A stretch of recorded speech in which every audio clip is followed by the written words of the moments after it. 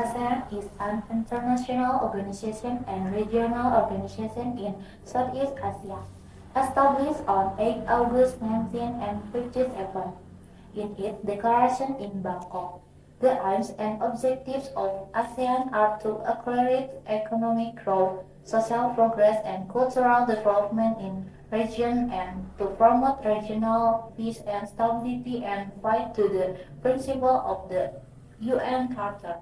In 2017, ASEAN held the second International Security Cyber Workshop Series, which aims to preserve and enrich cyber stability in the ASEAN region.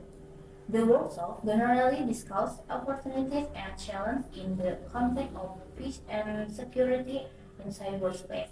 Indonesia became one of the special members of the UN Group of Governmental Experts to promote responsible state behavior in cyberspace in the context of international security for the period 2019-2021. Intentional action expression took by any party with motive and purpose carried out at any location targeting electronic system and equipment that depend of technology and network on any scale. Cyber attack happen when the intensity and scale of cyber attack increase and change from potential threats to actual threats. Cyber attack aim to enter, control, alter, steal, damage, destroy, or disable information system or asset. Cyber attacks are still common in the Southeast Asia region. The reason is that the vulnerability on their server that exists in companies is still unpatched, and the number is 9% more than the global average. In addition, the majority of cyber attacks occurred when browsing without the protection of a virtual private network. Kaspersky report that there are several key reasons organizations in Southeast Asia are vulnerable. 57% of core employees is refused to work with new software and devices. In addition, 52% of international application use cannot run on new device or operation system, and the company does not have enough resource to update everything at once. In fact, our research shows that companies using outdated or unfixed systems will pay $4,037 more in the event of a data breach, which is 126% higher than the estimate cost of $3,054 for companies that do not have outdated technology. Yo Xiang said in a statement put on Wednesday. Local business in Southeast Asia can save 9% in the event of an attack if they use legal and up-to-date software. The total loss of a single data breach in small to medium-sized organizations using outdated operation system resort $94,000. In recent years, there has been an increasing reliance on the internet, creating a number of cyber threats that can use great harms to individual users.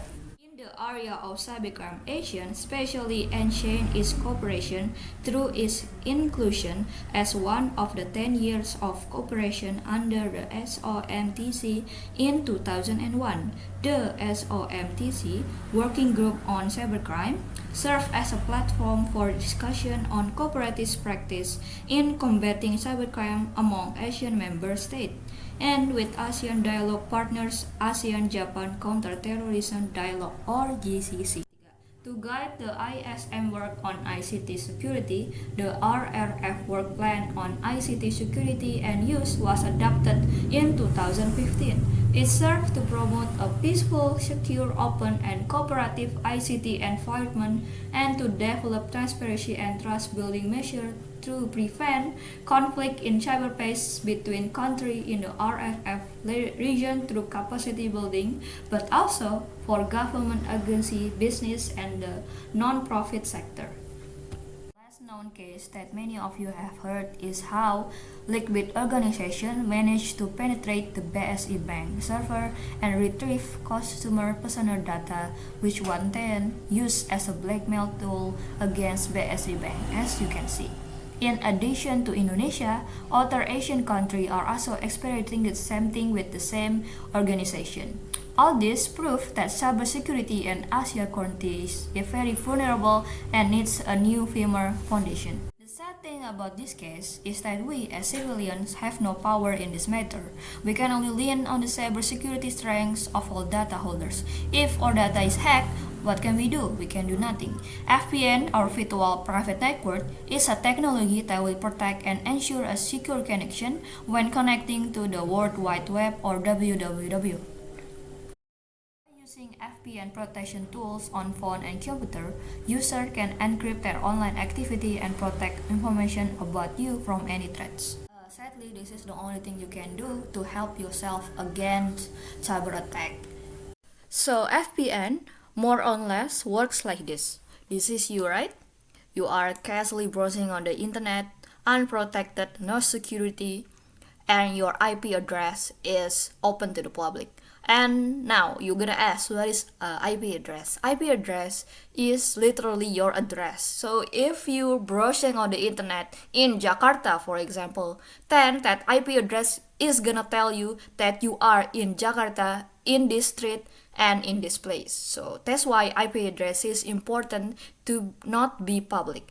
But you have no security, right? So, and this hacker is gonna, I see some IP address exposed, I'm gonna steal that. And they're like, no, I think you mistaken. You see, I am no longer in Indonesia. And no, I am in fact in Dutch. Ich bin Dutch. Hello, I am no Indonesian. No. Like, oh, I have been fooled. And then, I come back the another day. So it's work like that. So if you're using VPN, your IP address is gonna be directed to somebody else or a system. So of course you're not gonna stop anyone to steal your data. Hackers is smart. Yeah, I feel like that's obvious, but it's helping from something small, like for example a spam or Indian man knowing your WhatsApp number and then asking you for money, and then just plan up creepy people that want your address for some reason. So people gonna know where you live. To reiterate, there's this example of ASEAN lacking in cybersecurity. For this case, this was in Indonesia. BSI Bank was leaked by an organization of hackers called Lockbit, and they were exposing customer number, customer address, how much money they have, so a very private data, and they got leaked to other people, and it's very bad. And then a lot of people were in impact, and Bank BSI itself was in maintenance for like 3 days. So then we go to the next one. Next one is Vietnam citizen identity cards has been leaked to the dark webs. And again, identity cards are very, very much a private data, and then somehow it got leaked. Then the last one is Thailand. Thailand supermarket has been leaked by the same organization, which is Lockbit. So it's raised a big question of why ASEAN is so easily getting hacked by this organization. And that's why there's need to be a new solution,